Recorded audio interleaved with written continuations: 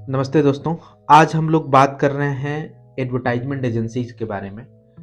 Advertising and marketing communication में जब भी हम बात करते हैं तो एडवर्टाइजिंग एजेंसी बहुत इंपॉर्टेंट रोल प्ले करती है। क्या होती है एडवर्टाइजमेंट एजेंसी?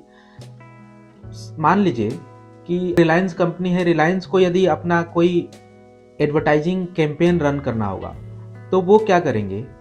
वो रिलायंस कंपनी किसी थर्ड पार्टी को कम्युनिकेशन डिजाइनिंग के लिए, मार्केट रिसर्च के लिए हायर करती है और वो थर्ड पार्टी मैसेज डिजाइन करती है।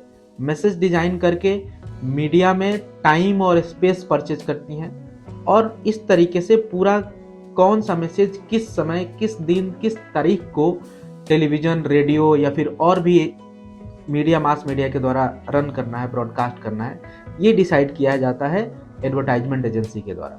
तो ना सिर्फ ये डिसाइड करना बल्कि एडवर्टाइजमेंट कॉपी बनाना। Advertisement copy could be written, could be audio visual, could be visual only. तो एडवर्टाइजमेंट एजेंसी का यही काम है कि वो कम्युनिकेशन मैसेजेस क्रिएट करे, एडवर्टाइजमेंट कॉपी क्रिएट करे और किन चैनल पे और किन टारगेट ऑडियंस के बीच में इसको प्रमोट करना है, ब्रॉडकास्ट करना है, इसके लिए वो रिसर्च करे। तो एक विलियम स्टैंटन का डेफिनेशन है, उसको हम लोग पढ़ लेते हैं और फिर आगे बढ़ते हैं, देखते हैं कि किस तरीके से और सारे काम होते हैं एडवर्टाइजमेंट एजेंसी के। तो विलियम स्टैंटन का डेफिनेशन ये था कि एक एडवर्टाइजमेंट एजेंसी एक ऐसी स्वतंत्र निकाय होती हैं जो बहुत सारे स्पेशलाइज्ड सर्विसेज प्रोवाइड करती हैं एक प्रोड्यूसर कंपनी के लिए। जैसे ओगिलवी एंड मैदर एक एडवर्टाइजिंग कंपनी है रिलायंस इंडस्ट्रीज के लिए या फिर अडानी पावर लिमिटेड के लिए, वो ऐसे सर्विसेज प्रोवाइड करेगी। एक American association of advertising agency जो है उसका भी डेफिनेशन हम पढ़ते हैं। American association of advertisement agency के अनुसार एक एडवर्टाइजमेंट ऑर्गेनाइजेशन क्रिएटिव लोगों और बिजनेस जो पीपल होते हैं, creative people and business people का एक ऑर्गेनाइजेशन है जहां पे बहुत सारे creative and professional task perform किए जाते हैं। क्रिएटिव पीपल कौन होते हैं? जो जिंगल मेकर होते हैं, स्क्रिप्ट राइटर्स होते हैं, कार्टूनिस्ट होते हैं, म्यूजिशियन होते हैं या फिर ऐसे भी एक्टर एक्ट्रेस जो होते हैं जो एडवर्टाइजमेंट कॉपी या एडवर्टाइजमेंट मैसेजेस तैयार करने में अपना रोल परफॉर्म करते हैं। They are creative people.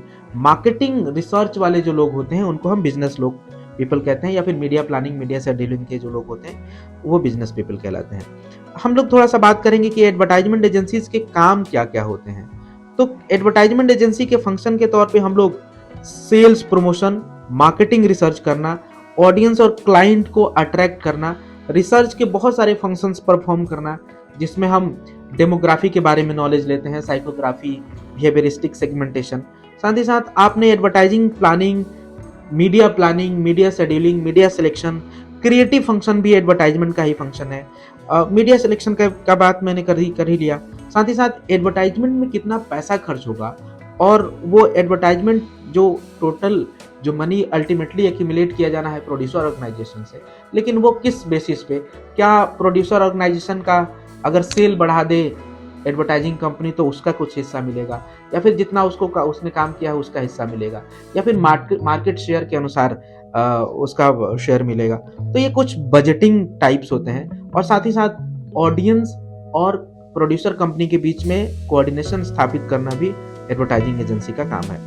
कई तरीके के एडवर्टाइजमेंट एजेंसीज का नाम हम लोग जानते हैं। 2-4 एडवर्टाइजमेंट एजेंसी मैं आपको बता रहा हूँ। एक तो फुल सर्विस एजेंसी, जो मैंने जितने भी काम अभी बताया जिसमें मार्केटिंग रिसर्च करना, media buying, media scheduling, client attract करना, बजट डिसाइड करना, सारा का सारा काम जो एजेंसी करे उसको फुल सर्विस एजेंसी कहते हैं। एक क्रिएटिव बुटीक भी होती है जो सिर्फ और सिर्फ क्रिएटिव काम परफॉर्म करती है, जैसे कि jingle making, cartoon making, music design करना, म्यूजिक तैयार करना या फिर कोई स्लोगन लिखना, टैग लाइन लिखना। तो ये सारे क्रिएटिव बुटीक्स के काम होते हैं। लॉकाटे न्यूज एजेंसीज भी, एडवर्टाइजमेंट एजेंसीज भी होती हैं। लॉकाटे एडवर्टाइजमेंट एजेंसीज जो होती हैं उनका काम ये होता है कि वो सिर्फ और सिर्फ स्पेशलाइज्ड सर्विसेज परफॉर्म करेंगे। लेकिन इट माइट भी, हमने अभी देखा था कि क्रिएटिव बुटीक सिर्फ क्रिएटिव काम करते हैं, लॉकाटे क्रिएटिव काम भी स्पेसिफिकली कर सकती हैं और साथ ही साथ लॉकाटे जो एजेंसी है वो सिर्फ और सिर्फ मार्केटिंग फंक्शन भी, मार्केटिंग रिसर्च फंक्शन भी परफॉर्म कर सकती हैं। तो इसीलिए इनको हम लॉकाटे सर्विसेज कहते हैं। एक स्वीट शॉप का नाम आप लोगों ने सुना होगा, जो लोकल लेवल पे एक छोटे सिटी के स्तर पे होता ही है कि जो बैनर पोस्टर वगैरह बनाती हैं उनको हम स्वीट शॉप बोलते हैं गाइस।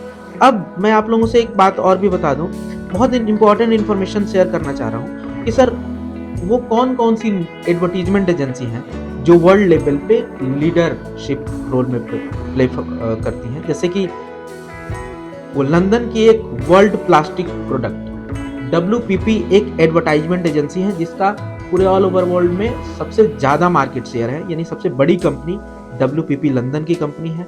ओमनीकॉम जो ग्रुप है न्यूयॉर्क की, जो कि सेकेंड लार्जेस्ट कंपनी है। पब्लिक्स ग्रुप जो कि पेरिस यानी फ्रांस की एक कंपनी है, जो कि थर्ड लार्जेस्ट एडवर्टाइजमेंट एजेंसी है। इसके अलावा एसेंचर एंड एसेंचर, इसके अलावा Interpublic group of companies, और एक और कंपनी जो कि देंसू ग्रुप इनकॉर्पोरेशन टोक्यो यानी जापान की कंपनी है। तो आपने देखा WPP, Omnicom group, Publicis group, Accenture and Accenture, Interpublic and Dentsu, ये 6 जो एडवर्टीजमेंट एजेंसी हैं। आप इसका एक बार नाम ध्यान रखेंगे, हालांकि ये डेटा बदलता रहता है, फिर भी फिलहाल के लिए आप ये समझ लें कि पब्लिक जो वर्ल्ड प्लास्टिक प्रोडक्ट है वो सबसे बिगेस्ट एडवर्टीजमेंट एजेंसी है। आज के लिए इतना ही गाइस।